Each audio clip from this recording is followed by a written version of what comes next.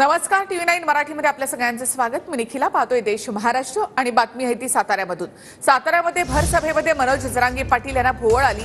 सततच्या सुरू असणाऱ्या दौऱ्यांमुळे जरांगेंना अशक्तपणा आला। यानंतर 24 तास आराम करण्याचा सल्ला डॉक्टरांनी जरांगे यांना दिलाय।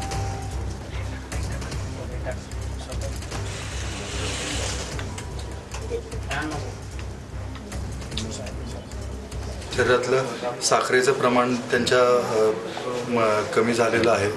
ॲक्च्युली हे सगळं त्यांच्या अतिरिक्त केलेल्या कुपोषणाचा हा परिणाम दिसून येतोय त्यांच्या शरीरावर।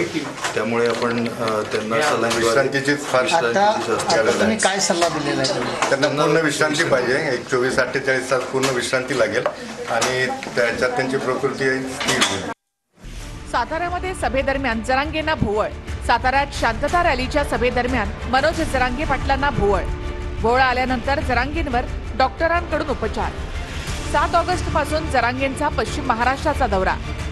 7 ऑगस्टला जरांगे पाटलांची सोलापूरमध्ये पहिली सभा झाली। 8 ऑगस्टला सांगली जिल्ह्यामध्ये जरांगेंची सभा पार पडली। 9 ऑगस्टला कोल्हापूरमध्ये जरांगेंची सभा झाली। आज साताऱ्यामध्ये जरांगेंची सभा सुरू असतानाच त्यांना भोवळ आली।